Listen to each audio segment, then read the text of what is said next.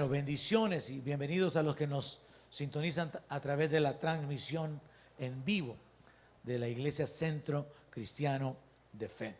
Esta mañana quiero meditar juntamente con usted en dos porciones de la palabra de Dios en las cuales Dios hace mención de personajes bíblicos que sobresalen.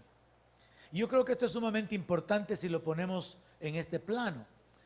Si nosotros pudiéramos hacer acá en medio nuestro una selección de servidores sobresalientes, coincidiríamos, dependiendo de la cantidad que quisiéramos escoger, coincidiríamos al haber sido testigos, al haber visto la fidelidad, la entrega, la permanencia de algunos en cuanto a esas posiciones, en cuanto al trabajo, y podríamos tener un listado y decir, tenemos al hermano fulano de tal, fulano de tal, fulano de tal, como los servidores por excelencia, los mejores servidores del último año, de los últimos 5 años, etc.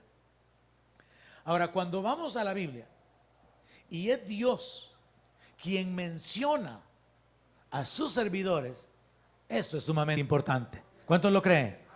Porque es un reconocimiento de Dios. Una cosa es que nos reconozcan los hombres, pero otra cosa es ser reconocido por Dios. Y Dios hace mención de ciertas personas. Es una lista muy grande que en realidad se podría hacer en la Biblia, pero yo solo quiero ocupar 2 versos en los cuales el Señor hace mención de 5 personas. Insisto, hay muchos textos más donde Dios hace mención de otros personajes que, por cierto, no los vamos a tocar esta mañana. Pero en estos 2 versos o escrituras que he escogido, Dios hace mención de 5 personas. Y yo quiero que usted salga de aquí esta mañana con el entendimiento de que estos 5 personajes bíblicos son ejemplos, son modelo, son lo máximo en cuanto a una lección de vida, y que nosotros podemos identificarnos con ellos, tomarlos como ejemplos a ellos e imitarlos. La Biblia dice que no nos hagamos perezosos, sino que seamos imitadores de aquellos que por medio de la fe y la paciencia heredan las promesas. Qué fuerte ese amén, me están animando a predicar. Gloria a Dios, están emocionados.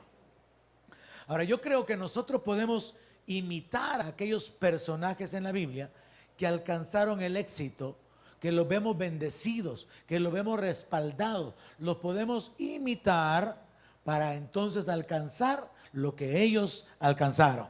Y de eso se trata con estos 5 personajes. Así que vamos a Jeremías capítulo 15, verso 1. Y aunque las escrituras tienen un enfoque o una dirección específica en sí misma, en el propósito de mencionar los nombres, yo voy a abandonar por qué Dios los menciona y me voy a enfocar en los personajes y lo que hicieron.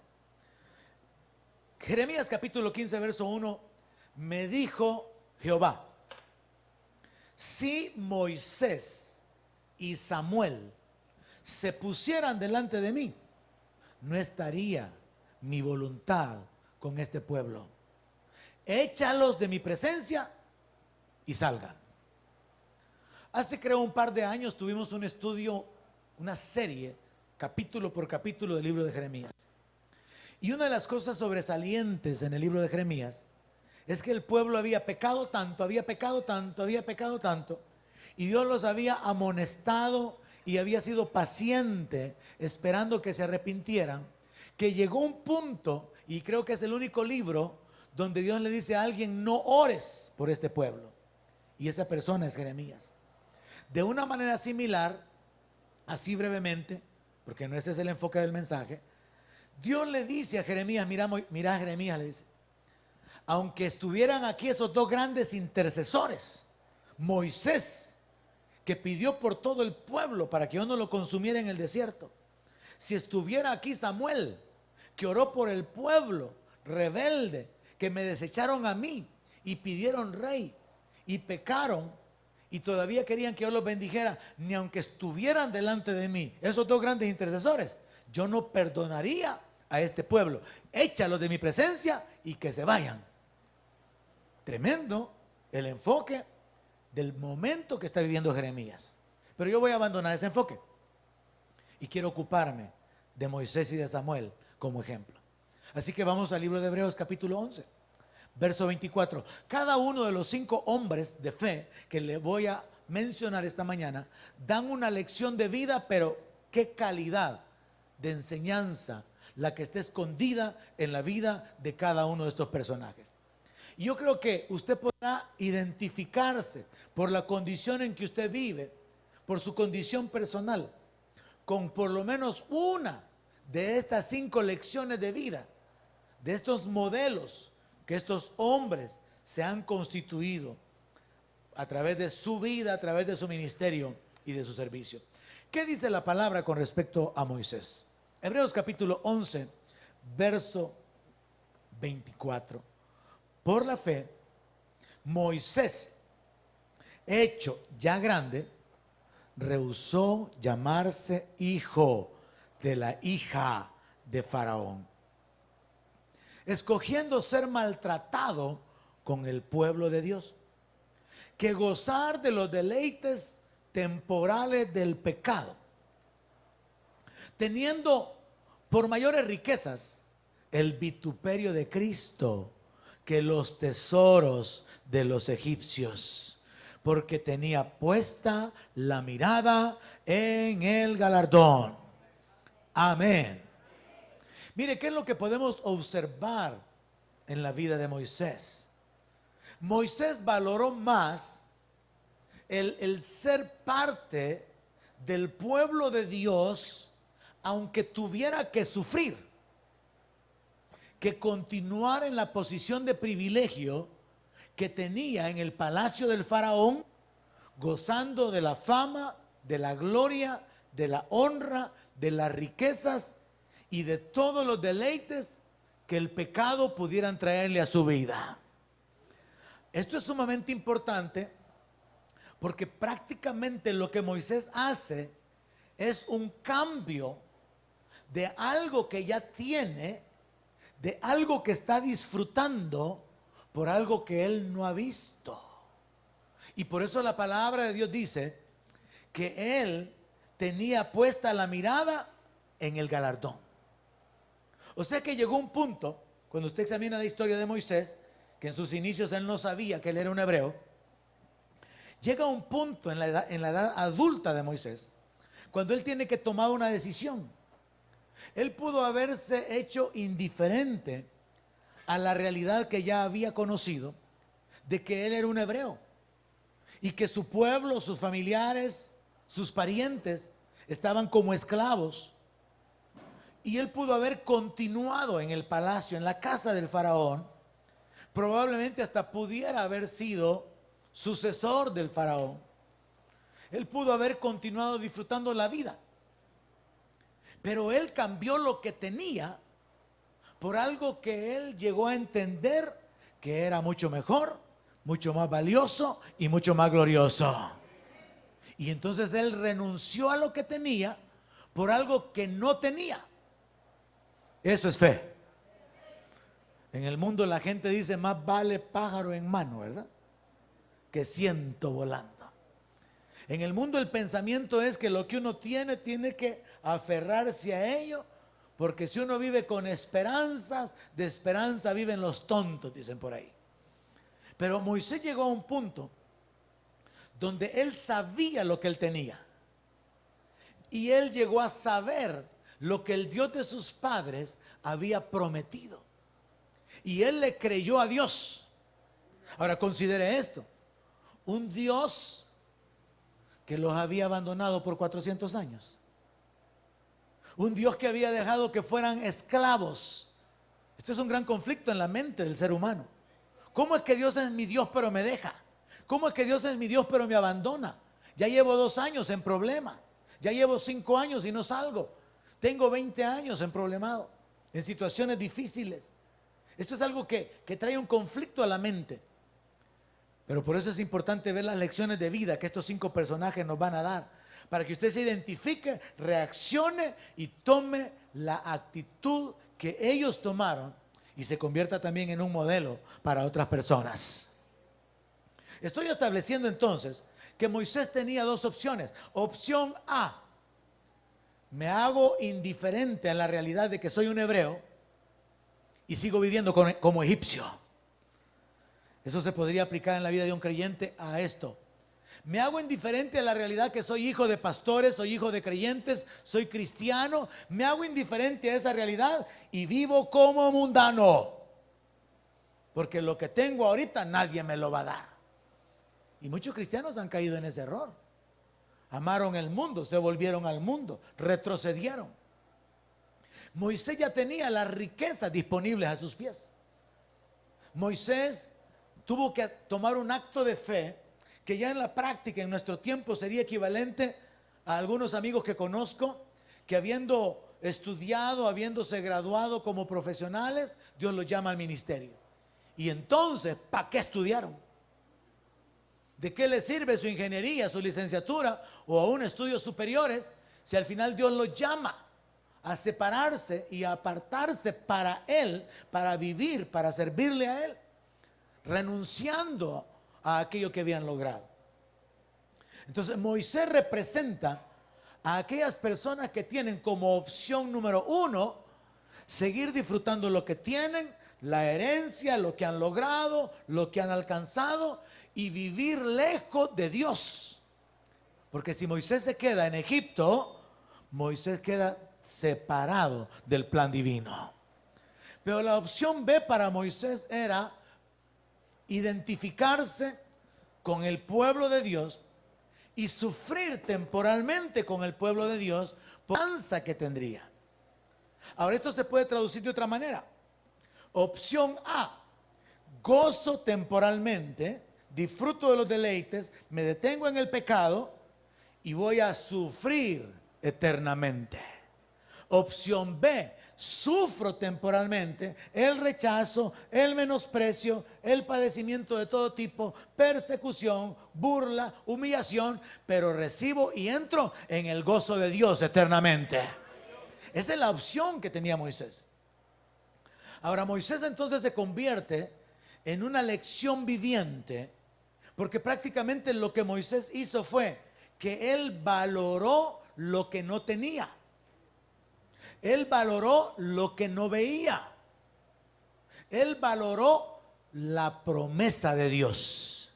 Y en este sentido yo creo que en términos generales, a muchos cristianos ahorita mismo, y algunos que escuchen este mensaje, están en esa condición de vida donde tienen que decidir: ¿sigo disfrutando este mundo y pierdo mi alma, o tomo mi cruz, sigo a Cristo y entro en la gloria eterna?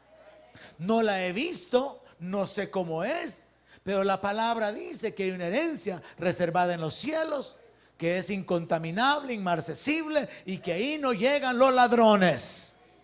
No lo he visto, no puedo describirlo, ni idea cómo será un cuerpo glorificado, cómo será un ser humano transformado y vestido con vestidura blanca, pero yo creo que Dios es capaz de hacerlo.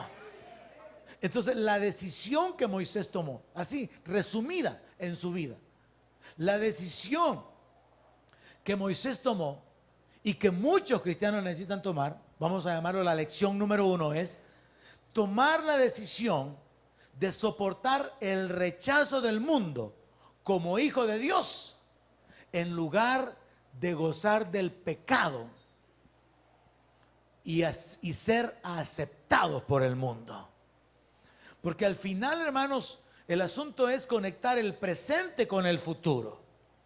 Y Moisés decidió conectar un presente de padecimiento, de rechazo. Según la palabra de Dios, él se fue 40 años al desierto, cuando se fue huyendo de Faraón. Y usted está ahorita que no aguanta con 5, me dijo, ¿verdad? Con 7, con 2 me dijo. Moisés se fue 40 años al desierto. 40 años le tomó a Dios para preparar a este hombre para que luego lo sirviera 40 años más. 40 años de no vivir en comodidades. Ahora considere la historia. Moisés salió del palacio. Moisés no estaba acostumbrado a vivir en el desierto. Moisés estaba acostumbrado a que los sirvientes le llevaran la comida. Moisés estaba acostumbrado a las buenas cosas. Ya oí por ahí yo también, pastor. Moisés estaba acostumbrado a usar su autoridad. Pero un día él dijo: todo esto lo dejo a un lado. Prefiero ser maltratado con el pueblo de Dios, porque hay un galardón más grande que toda la gloria de Egipto. Entonces el creyente puede imitar a Moisés de esta manera. Llegar al punto de tomar la decisión y decir: si es necesario que yo renuncie, que yo deseche, que yo haga a un lado lo que he alcanzado, lo que tengo, porque esto me estorba para poder alcanzar lo que Dios tiene para mi vida, prefiero identificarme como un hijo de Dios, aunque el mundo me rechace, porque no quiero gozar del pecado y que el mundo me acepte. Prefiero vivir como un hijo de Dios padeciendo necesidades que gozar del mundo como un hijo del diablo. Entonces Moisés se convierte en la primera lección. Una lección que en la práctica yo creo que ya muchos creyentes han tomado en su vida. Por ejemplo, el apóstol Pablo, él dijo que todo lo estimaba por basura con tal de ganar a Cristo. Hay mucha gente que ya ha tomado esta decisión, esta lección en la cual Moisés se convierte en el modelo, en el ejemplo. Ahora, el segundo personaje que menciona el Señor es Samuel. ¿Qué hizo Samuel, hermano? Vamos al primer libro de Samuel, capítulo 3, verso 19.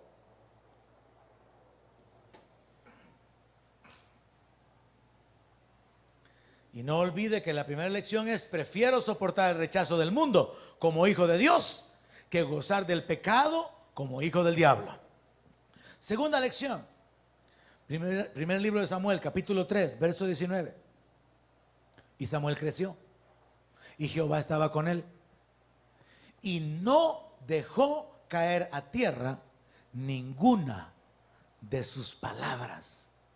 Y todo Israel, desde Dan hasta Berseba, conoció que Samuel era fiel profeta de Jehová. Vea usted, hermano, hemos establecido esta mañana como inicio, como introducción a la meditación de la palabra, que cuando los hombres nos reconocen, cuando los hombres nos alaban, cuando hay una actitud de entre los hombres de honrar a los hombres, eso es importante, eso es valioso. Pero cuando es Dios el que reconoce a un hombre, eso es sumamente importante. Y Dios reconoce el estilo de vida de Moisés, Dios reconoce el ministerio de él y reconoce el ministerio de Samuel en el primer texto que leímos de Jeremías 15, verso 1. Así que deteniéndonos con Samuel, vea los detalles. Samuel creció. Samuel representa a aquellos jóvenes cristianos que han tenido la oportunidad de estar conectados con el evangelio, que fueron enseñados desde su infancia y que tienen la posibilidad de vivir una vida apartada de problemas, en los que se podría cumplir lo que está escrito en el Salmo 1. Bienaventurado el varón que no anduvo en consejo de malos, ni se ha sentado en silla de burladores. Samuel representa a todos aquellos hijos de creyentes, aunque él mismo no era un creyente, él mismo no era hijo de, en este caso, de sacerdotes o de ministros, pero sí era hijo de gente temerosa de Dios.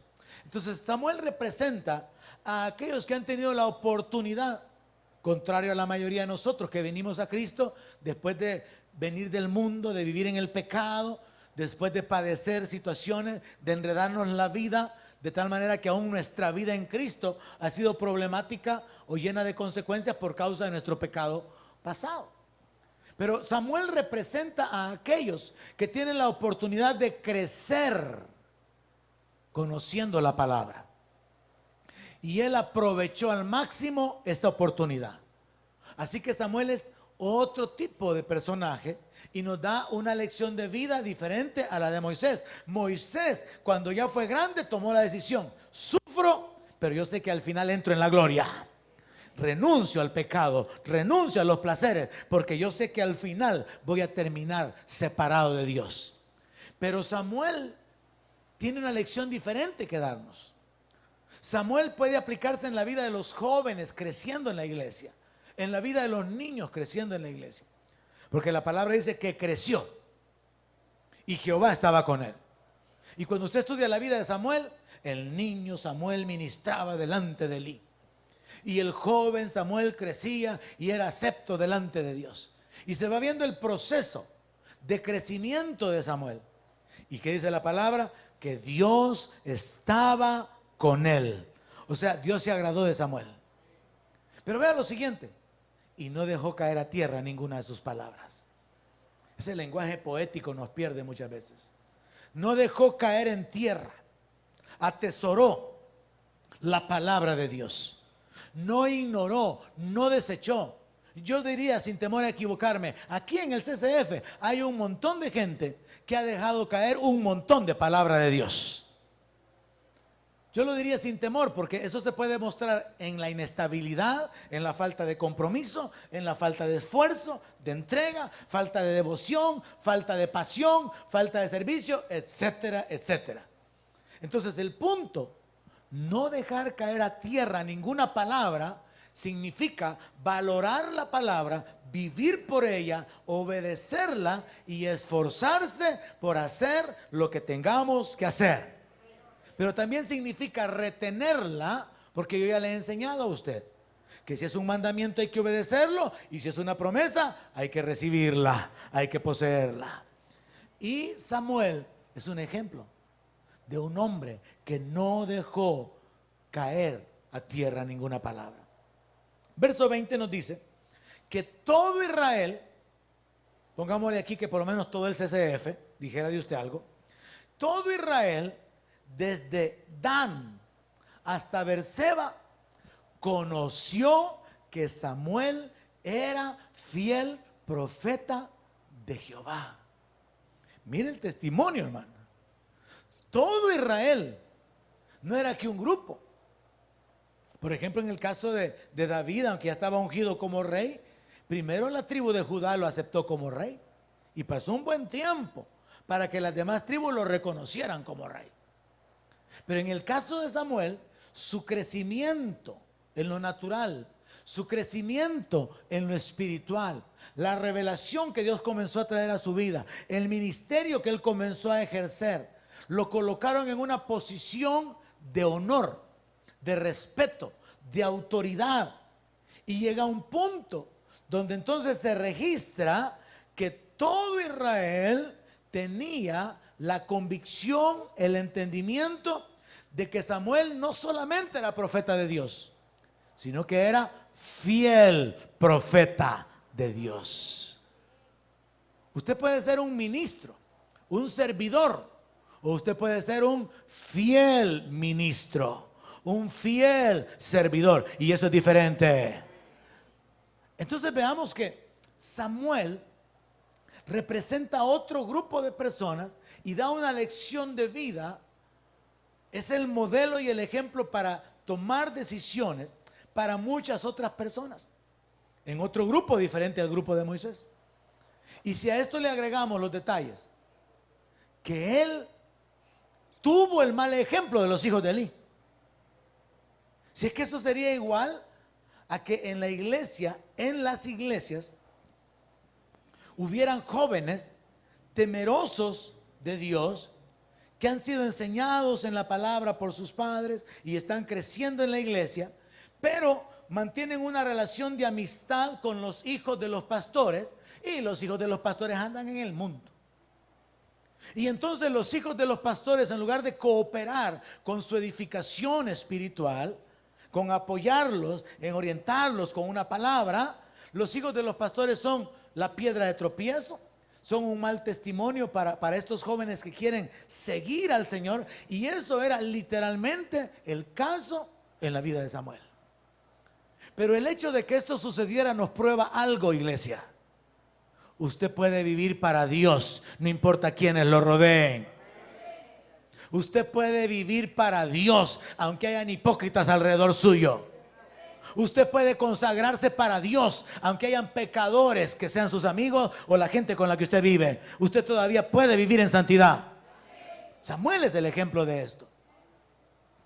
Los hijos de Elí eran mayores y Elí sabía lo que ellos hacían. Y Samuel sabía lo que ellos hacían. Bueno, todo el mundo sabía lo que ellos hacían.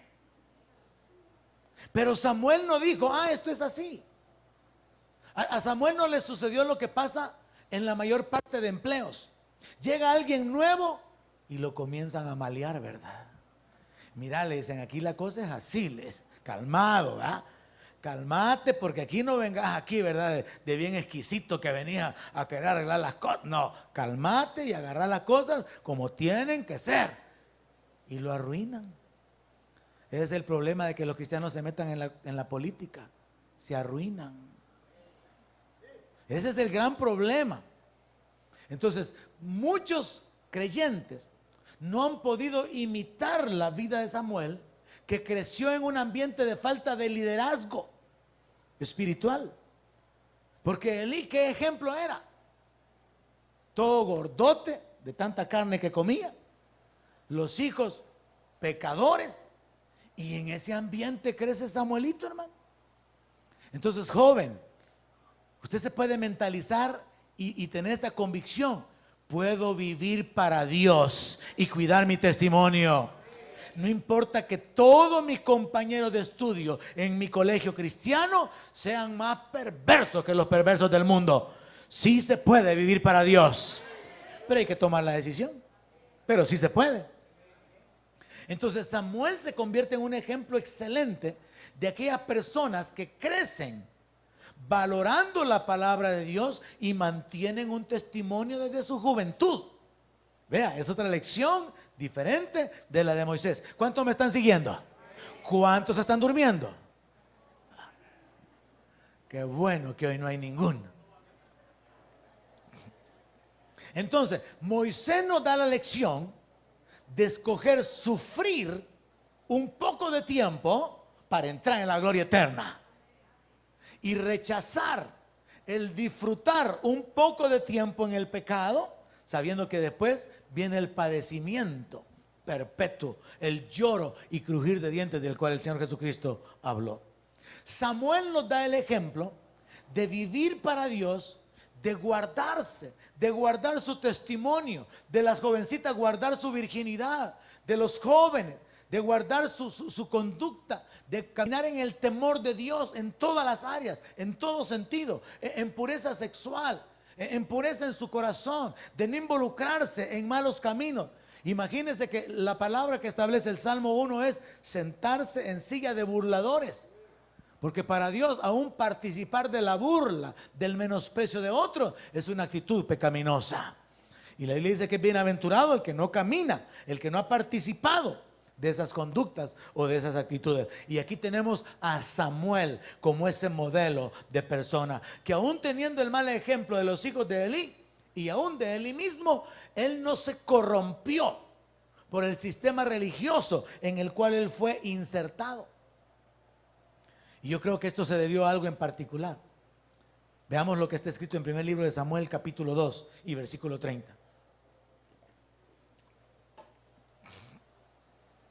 Moisés llegó a saber que el Dios de Israel tenía promesas para Israel. Y parte de esas promesas eran la gloria, un galardón. Y Moisés dijo: yo voy por ese galardón, suelto lo que tengo.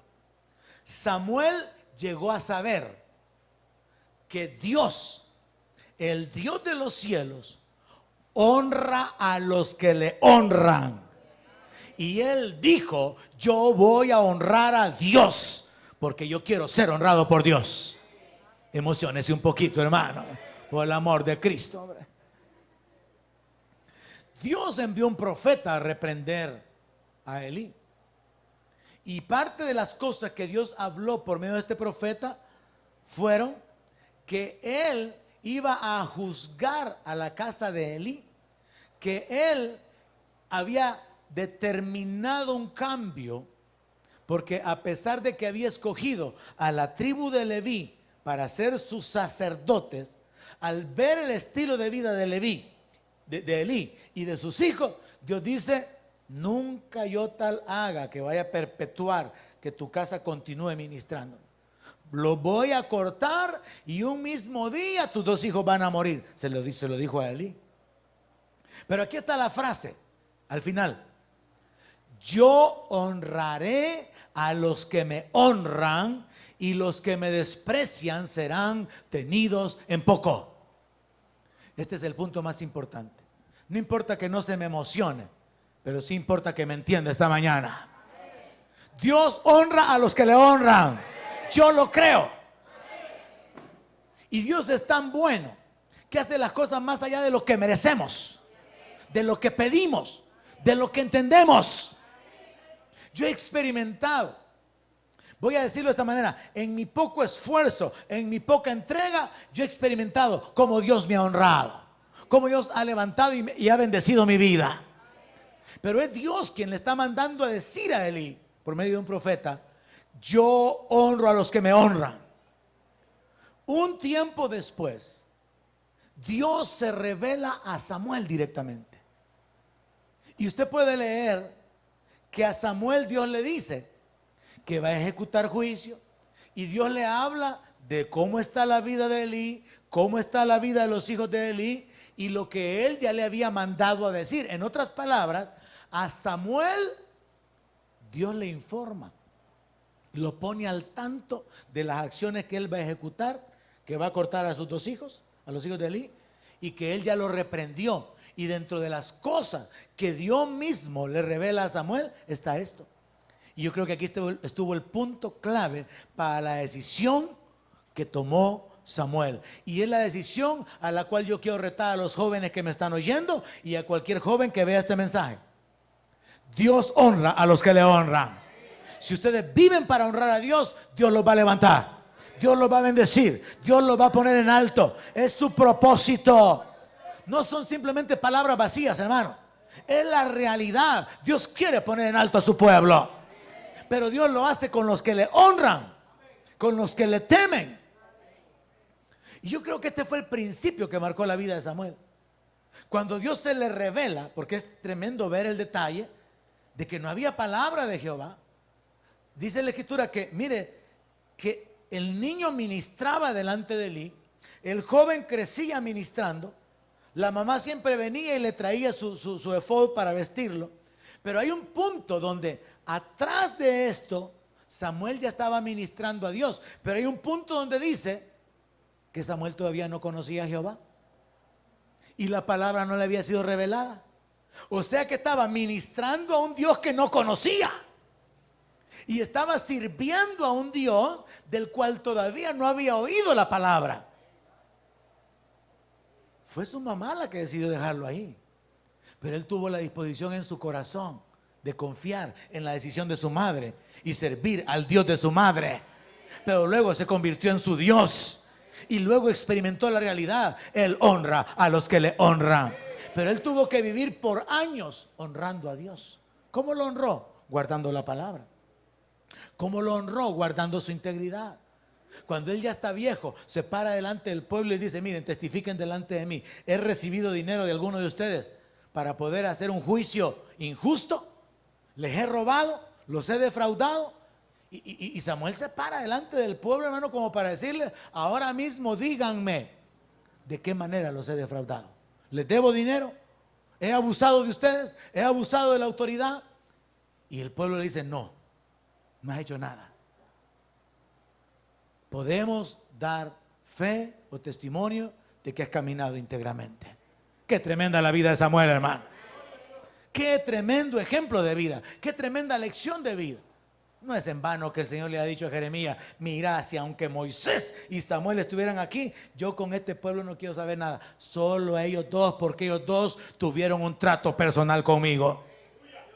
Entonces, ¿cuál es la lección que podemos aprender? Y dije, esto específicamente va a los jóvenes, porque los que ya tenemos un poco más de 25, ya desperdiciamos 25 años. Entonces esto se aplica para los jóvenes que todavía tienen la libreta limpia. Todavía no has caído en relaciones sexuales. Todavía no te has metido en un aborto. Todavía no te has enredado la vida. Todavía puedes guardar tu vida para Dios. Todavía puedes experimentar que Dios va a honrarte y te va a levantar si tú honras su vida. No es necesario que padezcas. No es necesario que vayas a comer con los cerdos para que después regreses y experimentes que el amor del Padre es verdad. No es necesario. Todo joven tiene que entender eso. Entonces vemos aquí que la lección que podemos aprender de Samuel y aplicarla en la vida principalmente del grupo de jóvenes creyentes es: voy a vivir para Dios aunque esté rodeado de religiosos hipócritas. Porque eso es lo que vivió Samuel. Samuel veía, Samuel sabía que los hijos de Elí venían a la fuerza a agarrar la carne. Dios había ordenado que los levitas vivieran de los diezmos, de las ofrendas. Había una parte de los sacrificios que les correspondía a ellos. Dios lo había ordenado. Pero los hijos de Elí venían y tomaban a la fuerza la carne antes de que se cociera. Y el cocerla o asarla era la forma de consagrarla para Dios. Que se quemara la grosura, que se quemara todo aquello. Era un simbolismo del sacrificio, de darle a Dios primero y luego esos sacerdotes podían tomar. Pero los hijos de Elí venían y tomaban a la fuerza, intimidaban a la gente para que se los diera. Y Samuel veía eso, pero Samuel no los imitó. Jóvenes, aprendan a desarrollar un estilo de vida diferente del de aquellos que son religiosos, criados en la iglesia. Dicen que nacieron evangélicos, van a la iglesia, pero no tienen temor de Dios, no tienen convicciones, no tienen relación, no tienen comunión. Todavía tienen la oportunidad de vivir para Dios, aunque el mundo a su alrededor esté rodeado de religiosos que son hipócritas. El segundo pasaje de esta mañana es Ezequiel 14:19. Y aquí vamos a encontrar a otros 3 personajes. Le dije que iba a ocupar 5 personajes esta mañana. Hay muchos más en la Biblia. Y tal vez algunos esperaban, no, es que ahí tiene que estar Abraham. No, es que ahí tiene que salir David. Es que ahí tiene que aparecer Pablo. Hay muchos. Pero en esta mañana, 2 escrituras en las que Dios menciona a Moisés y a Samuel, y menciona a Noé, a Daniel y a Job, que son los otros 3 personajes de los cuales podemos aprender un poco más. Ezequiel 14:19. Dios le dice al profeta Ezequiel: si yo envío pestilencia sobre esta tierra y derramo mi ira sobre ella en sangre para cortar de ella hombres y bestias, y estuvieran en medio de ella Noé, Daniel y Job, vivo yo, dice Jehová el Señor, no librarían a hijo ni a hija. Ellos, por su justicia, librarían solamente sus propias vidas. Amén. El contexto aquí es diferente en el tiempo de Jeremías, que Dios le dice: no ores por este pueblo, decirles que se vayan. Ni aunque estuvieran los mejores intercesores, yo no cambiaría mi decreto. Échalos. El enfoque aquí es que cuando Abraham negoció con Dios la destrucción de Sodoma y Gomorra, habló ahí que si hay 50 justos, que si hay 40, y Dios aceptó que si hubieran 10, pues iba a perdonar la ciudad. Y al final no habían 10. Entonces el enfoque aquí es que Dios le dice al profeta Ezequiel: mira, le dice, hay tanta maldad, hay tanto pecado, que si estos 3 hombres que guardaron su testimonio, que mantuvieron una comunión y que son ejemplo de vida como hombres de fe, estuvieran aquí, ni a sus hijos guardarían, ni a sus hijas salvarían. Diferente a Lot. ¿Qué pasó con Lot? Dios llama justo a Lot, no dice nada de la esposa. Pero a la hora de querer sacarlos de Sodoma y Gomorra, Dios causó que los ángeles trataran de salvar aún a la esposa. ¿Correcto? y a las hijas. Al final la esposa se quedó, pero las hijas fueron salvadas. Con este entendimiento ahora, vea lo que Dios le está diciendo a Ezequiel. Dios le está diciendo a Ezequiel, mira Ezequiel, es tanta la maldad de este pueblo, que estos tres, Noé, Daniel y Job, solo se salvarían ellos. Ni a la esposa de ellos salvaría, ni a los hijos, ni a los amigos, ni a nadie más. Solo ellos por su justicia. Dejamos de un lado todo el enfoque de la dirección del mensaje y ocupémonos de los tres personajes. Hebreos capítulo 11, verso 7.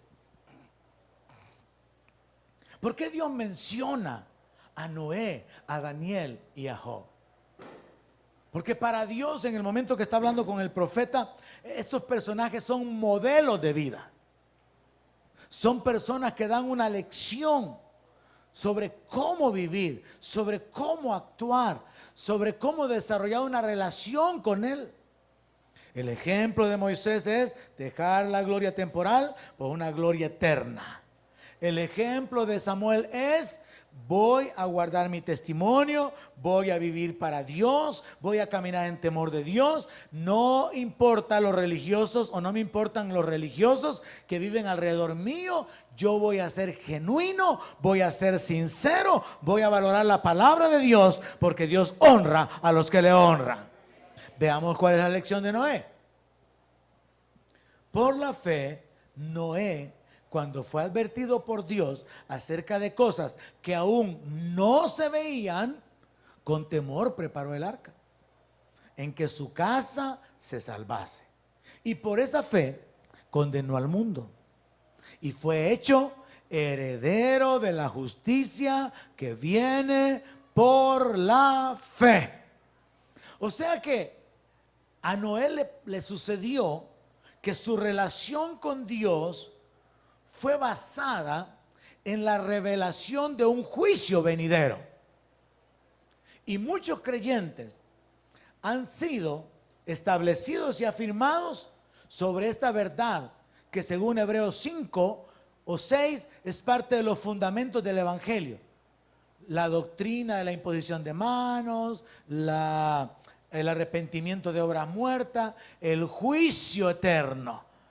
Dios es el juez de toda la tierra y Él está preparado para juzgar a los vivos y a los muertos.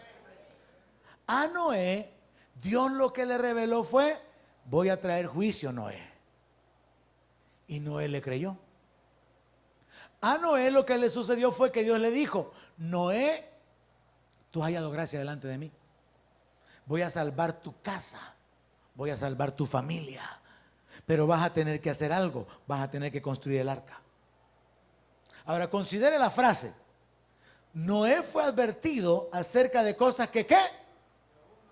Aún no se veían.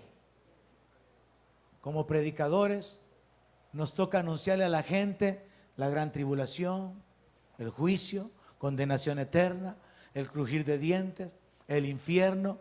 Pero hay mucha gente que, como no lo ha visto, ¿verdad?, no creen. Y dicen así: es que yo no creo que un Dios tan bueno mande a la gente al infierno. No, es que el infierno no fue creado para la gente, fue creado para Satanás y sus ángeles. Jesús lo dijo claramente. El asunto es que Satanás y los demonios van a llevar a un montón de gente al infierno porque ellos han permitido que el diablo tome derechos legales sobre ellos. Por eso es que Jesús le dijo: ustedes son hijos de vuestro padre, el diablo. Y un padre lleva a sus hijos donde los quiere llevar. Nuestro Padre nos quiere llevar al cielo. Gócese por eso. Nuestro Padre nos ha llamado a la gloria eterna. Pero el padre diablo de los hijos del diablo se los va a llevar al infierno. Y no es culpa de Dios, ni es el propósito de Dios. Y por eso Jesús confrontó aún a los fariseos: ustedes son hijos de vuestro padre el diablo. Abraham no es su padre. No, que nosotros somos descendientes. No, les dijo Jesús: ustedes, al igual que su padre, que es homicida, me quieren matar a mí. Entonces vemos ahí un asunto de naturaleza y de autoridad. Volviendo al punto de Noé, se cree y es interesante estudiar un poco sobre estos detalles, que hasta el punto de Génesis 6 no llovía sobre la tierra, sino que había como una especie de neblina que caía, que era lo que irrigaba de alguna manera la tierra. Se cree que antes del diluvio la condición de la tierra era otra totalmente diferente, porque Pedro dice que los cielos y la tierra de entonces fueron anegados por agua, surgieron del agua y fueron destruidos por el agua, pero que la tierra y los cielos de ahora van a ser purificados por fuego.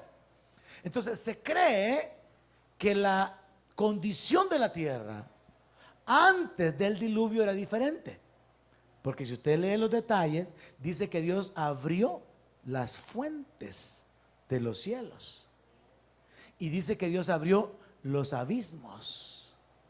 Entonces, un registro bíblico o una interpretación bíblica más acertada sería que Dios hizo que brotaran las fuentes de las aguas de la tierra y que Dios abrió las fuentes de los cielos, y que desde entonces es que la tierra quedó como ha quedado hasta ahora, que si no me equivoco son como 3/4 partes o un poco menos de agua con respecto a la tierra.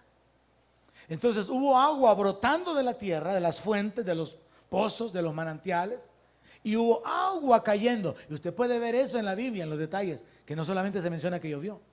Pero el punto es, se cree, porque no hay registros, de que antes de esto no llovía, sino que había una especie de ¿cómo se puede decir? De rocío que caía sobre la tierra. Pero independientemente de esto, en lo cual no voy a meterme ni a profundizar, la clave es, Noé fue advertido de cosas que no se veían.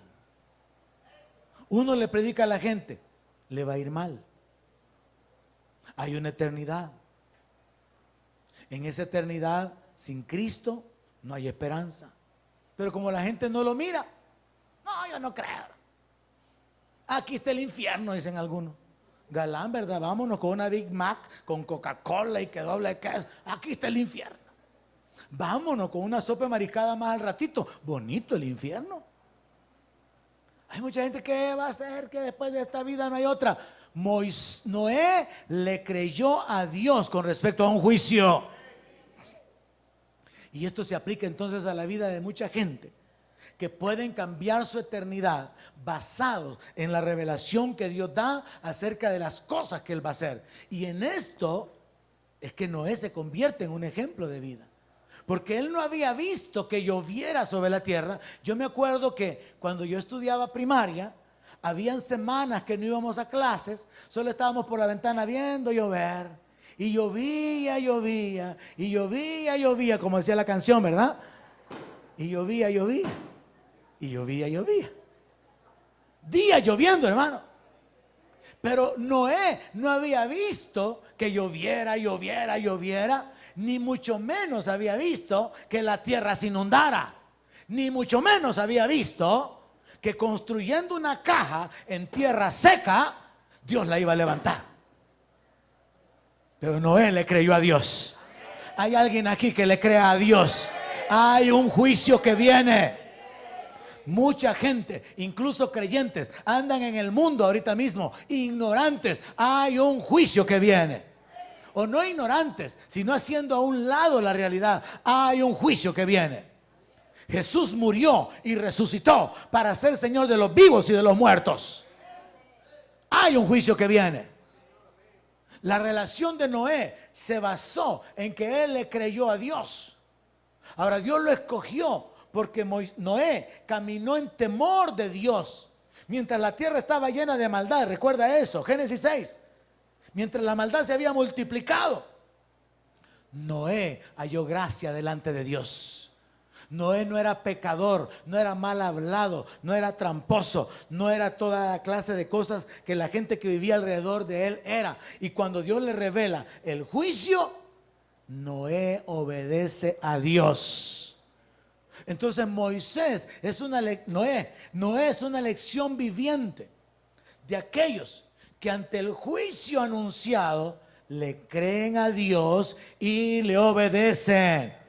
Iglesia, no hay que olvidar esto. El juicio viene y el juicio comienza por la iglesia. Y si el justo con dificultad se salva, ¿dónde queda el impío y el pecador? El saber que hay un juicio debería de hacerlo a usted caminar con sus pies juntos, caminar ordenadamente, consagrarse, esforzarse, buscar el reino primero, porque hay un juicio que viene y hay que escaparse de ese juicio. Así que Noé, que es la tercera lección de vida, toma la decisión de creerle a Dios, de obedecer a Dios sobre cosas que aún no se veían. Y dice que con temor preparó el arca y por esa fe condenó al mundo. Con temor preparó el arca. Estaba tratando de buscar los años, detalles interesantes en la historia, para saber cuánto tiempo Noé ocupó en construir el arca. Porque me parece que es como a los 500 años que engendra a los hijos y a los 600 años que le entra en el arca. Pero hay un lapso ahí de tiempo en el cual a los 500 años engendra a los hijos. Pero cuando Dios se le revela sobre el juicio, le dice: te voy a salvar a ti, a tu mujer, a tus hijos y a las mujeres. O sea que los hijos ya están casados. Entonces eso reduce un poco el tiempo. Detalles interesantes ahí para los estudiosos de la Biblia, para los que les guste escudriñar. Pero resulta que entonces Noé estuvo trabajando varios años en el arca. Y Pedro dice que Noé era pregonero de justicia. Así que se puede establecer esta verdad. Noé compartía, Noé le hacía saber a la gente con los que él se relacionaba: Dios me ha hablado y me ha dicho que un juicio viene. Pero nadie le creyó. Nadie creyó. Pero Noé con temor preparó el arca. Usted con temor debería de continuar construyendo su arca, ocupado en su salvación, con temor y temblor. El que está firme, mire que no caiga. No retroceda, porque si retrocede no agradará al Señor. Trabaje en su salvación, ocúpese en su salvación. Noé se ocupó de la salvación, le creyó a Dios y un día de repente fueron abiertas las ventanas de los cielos y él se dio cuenta que vino todo. Cuando la palabra vino a él, no habían evidencias del juicio. Nunca había llovido de tal manera. Aparte de eso, Dios había permitido la maldad por años. La maldad se había multiplicado.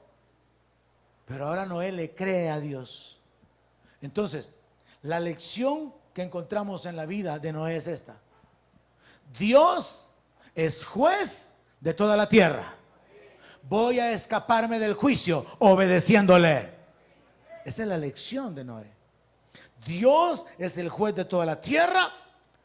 Voy a escaparme del juicio obedeciéndole. ¿Cuál era la lección de Samuel? Voy a vivir para Dios, aunque esté rodeado de religiosos hipócritas. ¿Cuál es la lección de Moisés? Prefiero soportar el rechazo del mundo como hijo de Dios que gozar del pecado como hijo del diablo. Vamos al siguiente personaje, Daniel. Daniel capítulo 1, verso 8. Sí, Daniel es uno de mis personajes favoritos en la Biblia y Dios lo pone en su lista de 3.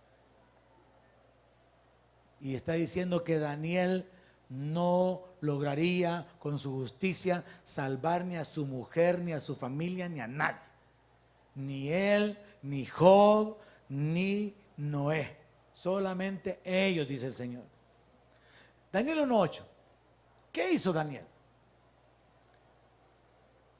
Y Daniel propuso en su corazón no contaminarse con la porción de la comida del rey, ni con el vino que él bebía. Pidió, por tanto, al jefe de los eunucos que no lo obligara a contaminarse. Verso 12. Hizo un trato con el jefe de los eunucos, que era a quien el rey lo había entregado para que los cuidara y los alimentara por 3 años. Y le dijo: te ruego que hagas una prueba con tus siervos de 10 días y nos den legumbres a comer y agua a beber. Hay algunos aquí que no aguantarían. Pura agüita y legumbres. No, me muero, pastor. Hagamos una dieta de legumbres y agua. No va a creer usted.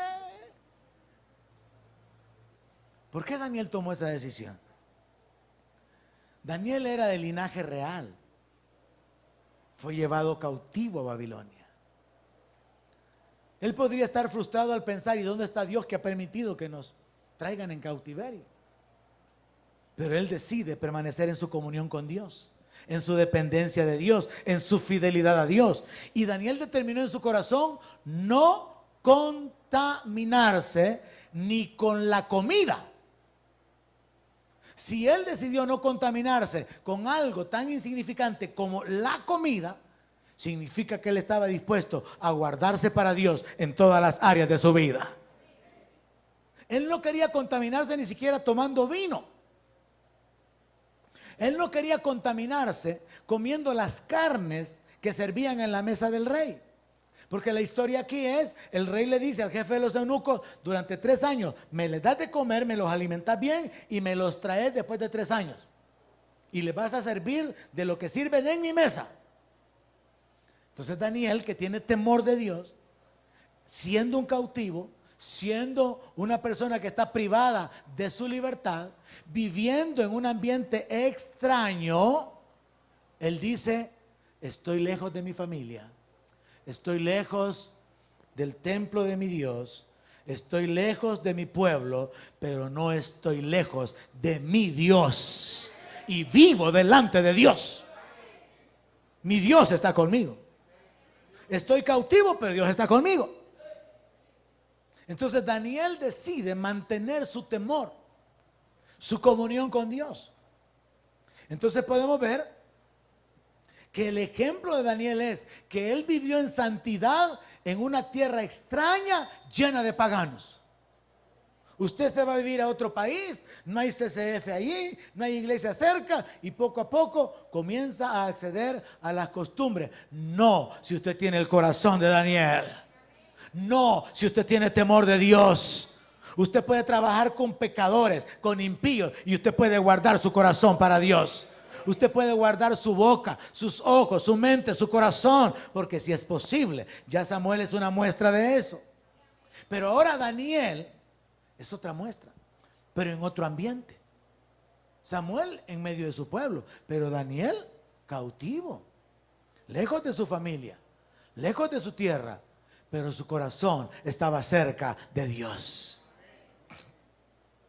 En alguna ocasión le habré comentado que yendo para Guatemala por un trabajo, un hombre que iba conmigo en el bus comenzó a hablar conmigo y le hablé que era cristiano. Yo tenía poco tiempo de ser cristiano y yo también, me dijo.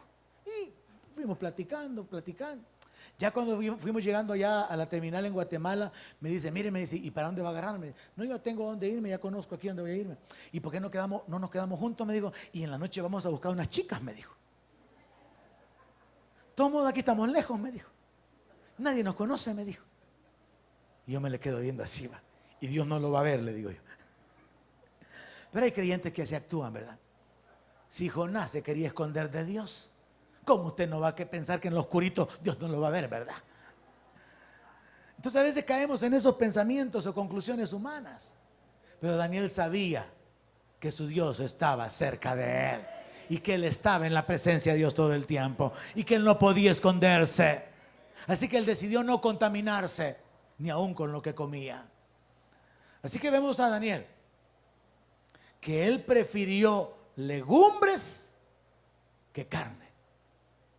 Prefirió legumbres con la bendición de Dios que la carne y el vino del rey. No, hermano, esas son decisiones así de calidad, hermano. Y la cosa es esta. Usted tiene que aprender a prestar atención a los detalles de la Biblia. ¿Cuántos años le dije que lo iba a cuidar el jefe de los eunucos? 3 años. ¿Cuántos días le dijo que hicieran la prueba? 10 días. ¿Qué significaba? Que si la prueba funcionaba, ¿qué seguía después? 3 años comiendo legumbres. Y usted no aguanta ni 10 días. Pero todo, ¿por qué lo hizo? Por su temor a Dios. Él no quería contaminarse con carne, con sangre, con animales prohibidos, con alimentos prohibidos por Dios. Él tenía temor de Dios, aunque estuviera lejos de la iglesia, aunque estuviera lejos de la familia, aunque estuviera lejos de la gente que lo conocía. Él tenía temor de Dios. Así debe ser el corazón de un creyente. Usted anda donde anda, pero usted sabe que el Dios de los cielos está con usted. Y usted no dice, aquí nadie me conoce. Usted no dice, aquí nadie me mira. Porque Dios lo mira todo. Y no hay nada oculto delante de su presencia. Entonces Daniel, lejos de la familia, Daniel en un ambiente donde él pudo haber dicho, bueno, los demás sí que les ha ido mal, ¿verdad? Pero yo aquí por la misericordia de Dios tenemos comidita. Y comidita en abundancia. De la mesa del rey. Bendecido nosotros, vea, Misael. Vea que sí, estamos aquí contentos. No. La lección que podemos aprender de Daniel es esta. De mi Dios son el poder y la sabiduría. Y voy a cuidar mi comunión con Él para tener su respaldo. Y usted puede ver que eso fue una realidad en la vida de Daniel. Dios respaldó a Daniel con su poder cuando lo guardó en el foso de los leones. Dios respaldó a Daniel con su sabiduría cuando aquel rey loco dijo, he soñado, pero se me ha olvidado qué soñé. Díganme qué soñé y díganme qué significa. Ya que estaba bien difícil, ¿verdad? Díganme qué es lo que soñé anoche. ¿Y quién, pues, hermano? Pero Daniel fue respaldado por Dios, porque tenía temor de Dios, porque no se contaminó, porque guardó su comunión. Entonces la lección de vida de Daniel es esta. De Dios son el poder y la sabiduría. Voy a guardar mi comunión con Él para que me respalde. ¿Quiere caminar en poder y sabiduría? Guarde su comunión con Dios. Esa es la lección de vida de Daniel. El último, Job. Aunque me dan ganas de seguir con unos 8, 10, 12, pero con la emoción que tienen, me voy a ir a buscar otro lado donde ir a predicar. Job capítulo 2, verso 3.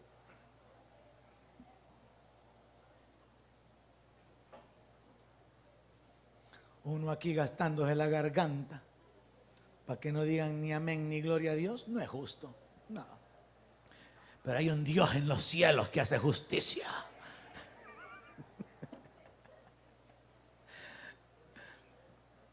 Job capítulo 2, verso 3.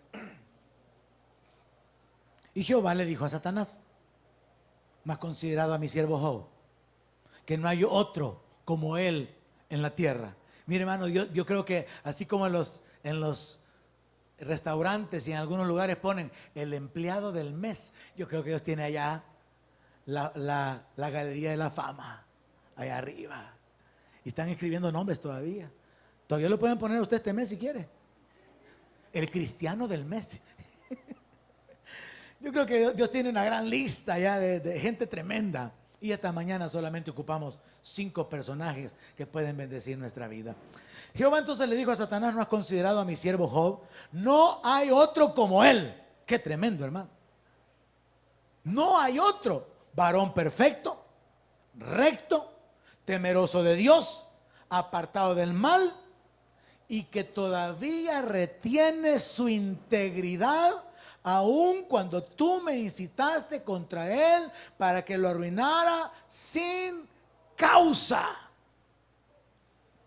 Antes de esto, antes de que Job estuviera enfermo, de luto y en bancarrota, el testimonio de Dios con respecto a Job era que él era varón perfecto, recto, temeroso de Dios, apartado del mal, íntegro. Pero lo que sobresale ahora es que a pesar de que está de luto, está enfermo, tiene una vieja fea a la par de él que en lugar de ayudarlo a levantarlo, maldice a tu Dios y muérete. Y los amigos lo menosprecian. A pesar de esa opresión espiritual en la cual él está hundido, él todavía retiene la integridad. ¿Qué nos muestra esto? Nos muestra a un creyente que le ha llovido sobre mojado, pero no se ha apartado del Dios de los cielos, porque sabe que Él terminará la obra en su vida. Le han pasado injusticias de todo tipo. Le han acontecido situaciones económicas, familiares, de enfermedad, de trampa, de robo, de pérdida, de todo. Si hasta de la iglesia lo echaron, pues. Todo lo inimaginable o imaginable le ha sucedido, pero retiene su integridad. Hubo una hermana aquí hace tiempos con la que mi esposa habló para tratar de guiarla a Cristo y hacerle ver que tenía que tomar una decisión de cambiar su vida, de ya no vivir en el mundo, en el pecado, en los placeres y en las cosas que andaba. Y entonces ella aceptó el reto. Era una persona que venía de ganarse la vida de bailar y recibir dinero, quizás hasta de prostituirse probablemente. Y aceptó el reto. Caminó unos días, quizás un par de meses o más. Pasado este tiempo, un día habló con mi esposa y le dijo: hermana, me voy. Le dijo: ya no aguanto. Antes yo tenía dinero para comprarme los perfumes que quisiera, y hoy no tengo dinero ni para una bolsa de agua. Así que me regreso a donde vine. Y mi esposa le dice: usted se puede ir, pero piense bien lo que va a hacer, porque yo creo que es mejor que soporte esta etapa. Usted ha vivido en el pecado y quiere que Dios ya le resuelva todos los problemas. Es mejor que usted soporte, aguante un poco mientras Dios la levanta. No, que Dios no me oye, que Dios no me hace caso, que Dios me ha ignorado. No, es que son años de vivir en el pecado. Y usted quiere que ya nada más se volvió al Señor y las bendiciones y el respaldo. No, permanezca en fe, permanezca en fidelidad. No, le dijo: yo me voy, le dijo. Ya lo pensé. Usted no lo ha pensado. Piense bien, le dice. Usted se va y luego termina con SIDA. Usted se va y luego aparecen hijos que no deseaba. Usted se va y va a pensar en abortar los hijos porque no conoce ni quién es el papá. O usted permanece, le cree a Dios y espera que Dios la levante, porque al final la decisión es esta. Usted puede ir a hacer dinero hoy mismo en la noche, pero ¿cómo va a estar su futuro? ¿Y cómo va a estar su eternidad?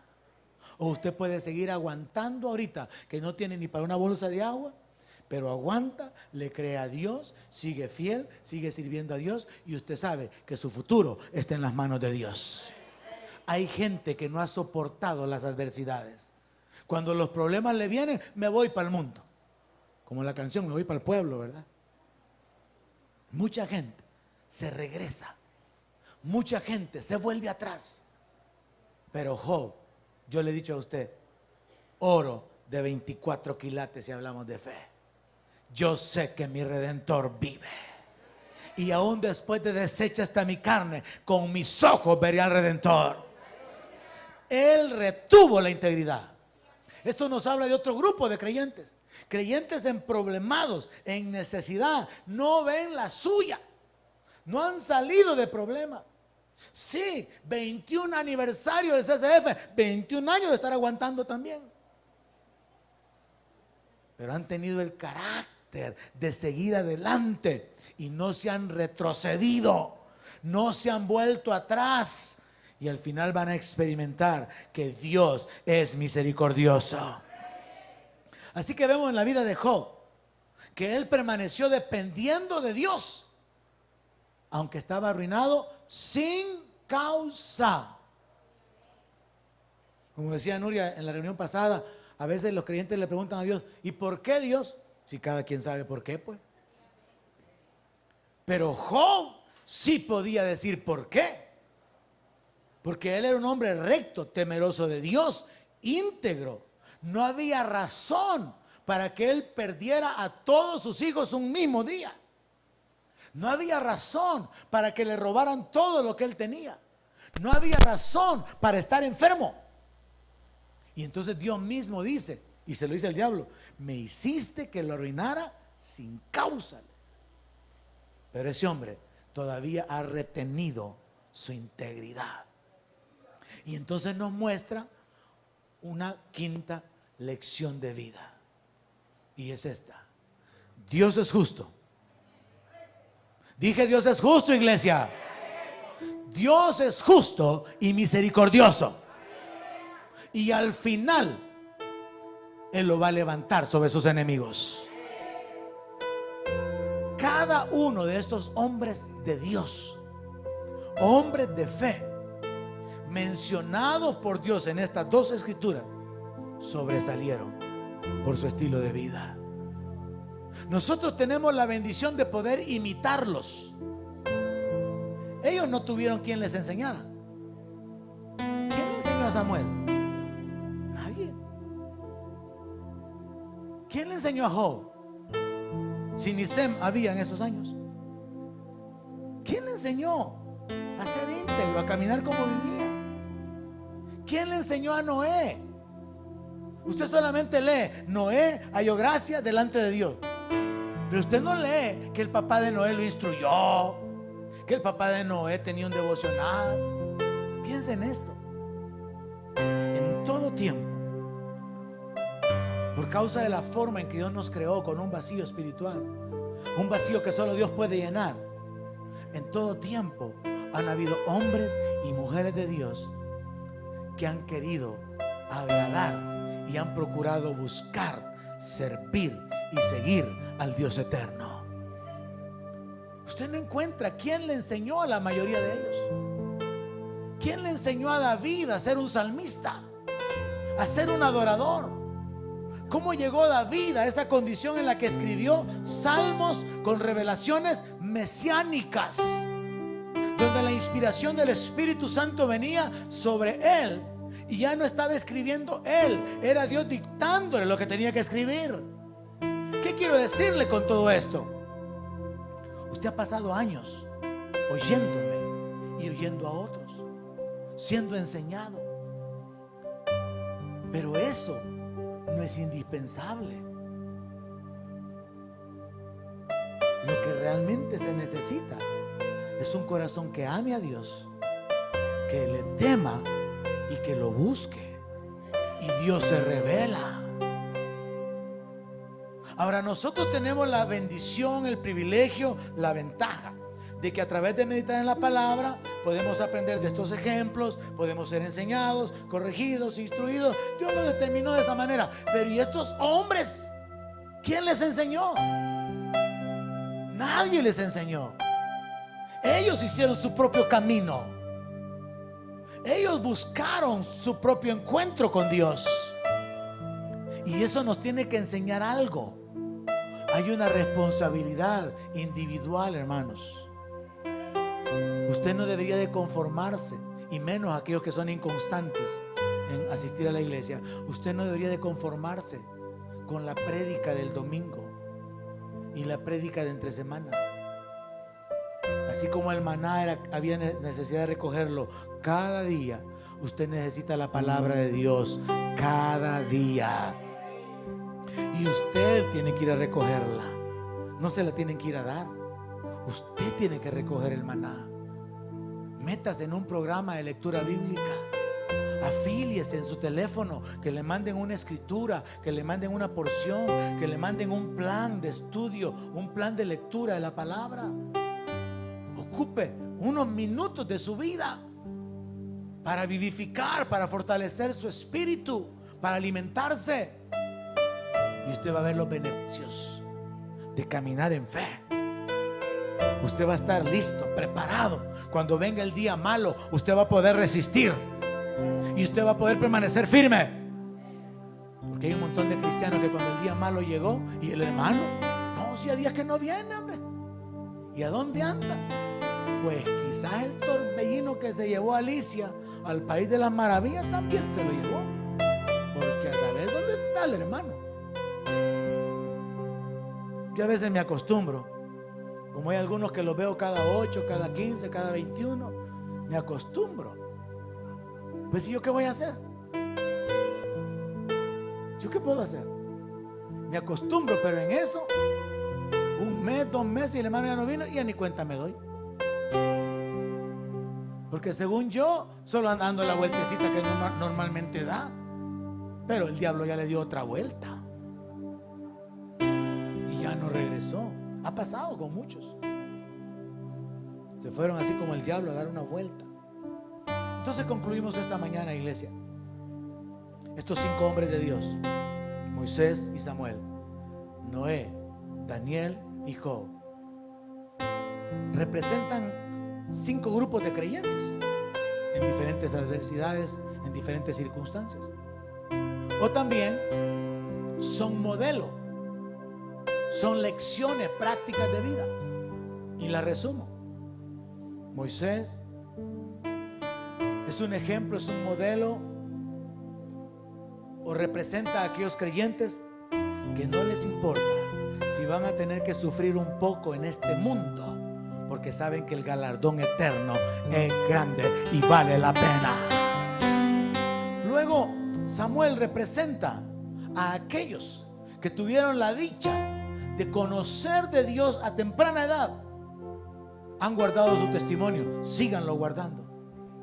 Siguen esforzándose por mantener ese testimonio, por mantenerse fieles a Dios, y fundamentan su vida sobre esta lección, sobre esta base. Es posible vivir para Dios, aunque estemos rodeados de religiosos hipócritas. El tercer grupo es Noé, la tercera lección de vida, el tercer ejemplo. Y Noé, sin palabras, nos puede decir: Dios es el juez de toda la tierra y podemos escapar del juicio si le obedecemos.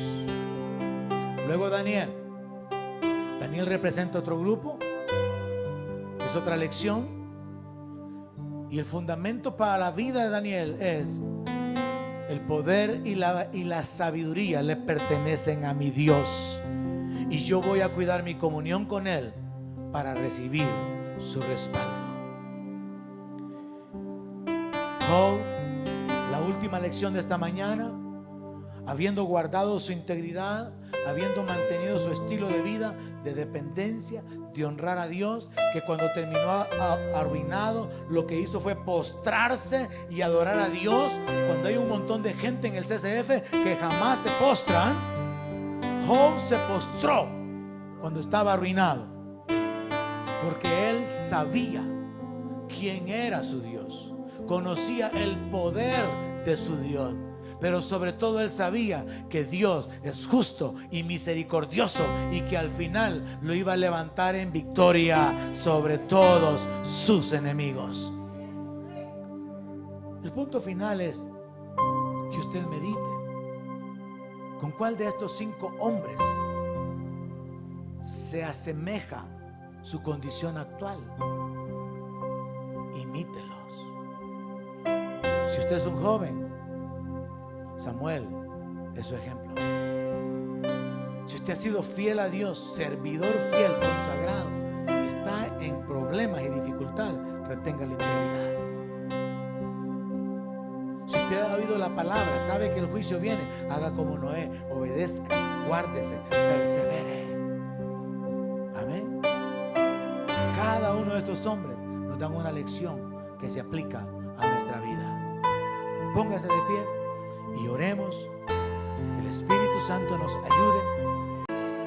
Donde mi palabra sea su alimento, allí quiero